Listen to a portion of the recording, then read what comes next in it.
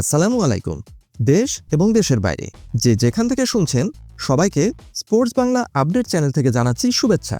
চলে এলাম আরও কিছু নতুন আপডেট নিয়ে।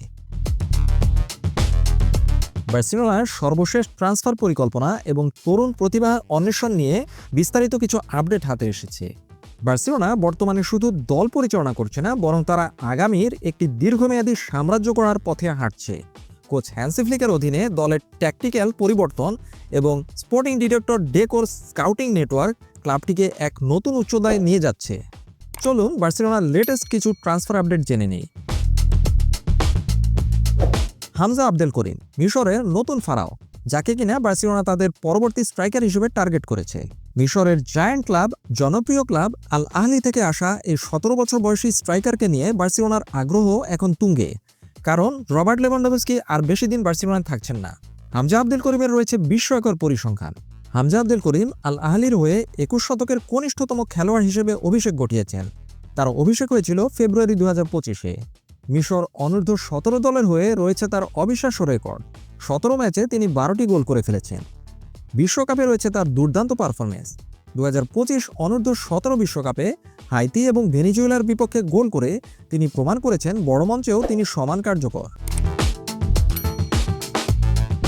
হামজা আবদেল করিমকে বার্সেলোনা যে ডিল অফার করেছে সেটা হচ্ছে বার্সেলোনা তাকে 6 মাসের লোনে আনতে চায়। এক্ষেত্রে তাকে 4 মিলিয়ন ইউরোর একটি প্রস্তাব দেওয়া হয়েছে। এই প্রস্তাবে কিছু শর্ত জুড়ে দেওয়া হয়েছে। শর্ত হচ্ছে তাকে 1 মিলিয়ন ফিক্সড পেমেন্ট করা হবে এবং 3 মিলিয়ন বোনাস দেওয়া হবে তার পারফরমেন্সের উপরে ভিত্তি করে। বার্সা অ্যাথলেটিকের 2 তারকা খেলোয়াড় অস্কার গিস্তাউ এবং ভিক্টর বারবেরা বর্তমানে ইনজুরিতে থাকায় এই হামজা আবদেল করিমকে বার্সেলোনা তাদের নতুন টার্গেট সেট করেছে।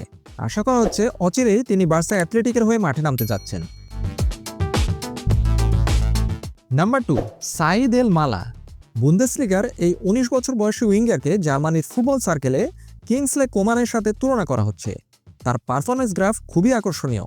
2025-26 বুন্দেসলিগা মৌসুমে এখন পর্যন্ত 14 ম্যাচে তিনি 6টি গোল এবং 3টি অ্যাসিস্ট করেছেন। এর আগে বুন্দেসলিগায় 32 ম্যাচে 13 গোল করে তিনি নিউ কামার অব দ্য সিজন নির্বাচিত হয়েছিলেন।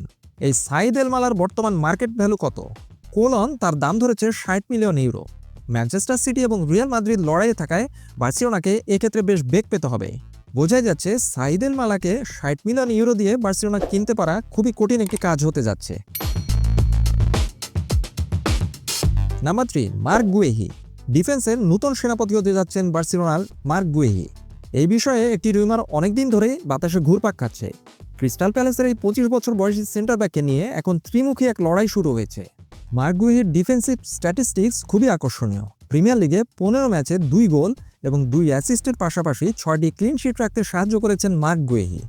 তার এরিয়াল ডুয়েল জেতার হার খুবই আকর্ষণীয়। 87% এরিয়াল ডুয়েল জিতেছেন মার্ক গুয়েহি এবং তার ইন্টারসেপশন রেট শীর্ষ পর্যায়ের। মার্ক গুয়েহিকে সাইনিং করানোর ক্ষেত্রে বার্সেলোনাকে তীব্র প্রতিযোগিতার সম্মুখীন হতে হবে, কারণ ইতিমধ্যেই ইংলিশ ক্লাব লিভারপুল আগ্রহ প্রকাশ করেছে মার্ক গুয়েহির ব্যাপারে। ক্রিস্টাল প্যালেসের সাথে চুক্তি নবায়ন না করায় লিভারপুল তাকে জানুয়ারিতেই সাইনিং করাতে চায়। তবে বার্সেলোনা চাইছে আগামী সামারে তাকে ফ্রি এজেন্ট হিসেবে দলে নিতে। এখন দেখা যাক মার্ক গুয়েহি কোন ক্লাবকে বেছে নেন।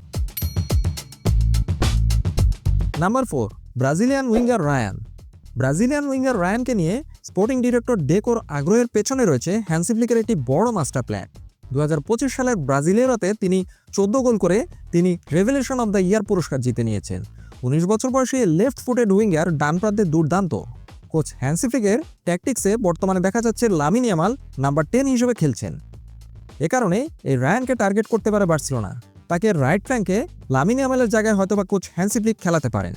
কোচ হ্যান্সি ফ্লিক সম্প্রতি রিয়াল বেটিসের বিপক্ষে 5-3 গোলের এক বিশাল জয়ের ম্যাচে লামিন ইয়ামালকে প্রথাগত রাইট উইং ছেড়ে নাম্বার 10 পজিশনে খেলিয়েছেন। এক্ষেত্রে ব্রাজিলিয়ান উইঙ্গার রায়ান যদি পরবর্তীতে বার্সেলোনা দলে যোগ দেয়, সেক্ষেত্রে তিনি রাইট উইংয়ে খেলতে পারেন। ইয়ামাল যদি স্থায়ীভাবে মাঝমাঠে খেলোয়াড় হয়ে যান, তবে ডান উইংয়ে রায়ানের মতো একজন সরাসরি এবং গতিশীল উইঙ্গার বার্সেলোনার আক্রমণ ভাগকে নিখুঁত ভারসাম্য নিয়ে আসবে। আপাতত এ পর্যন্তই। সবাই ভালো থাকুন, সুস্থ থাকুন, নিরাপদে থাকুন, এই প্রত্যাশায় আল্লাহ হাফেজ।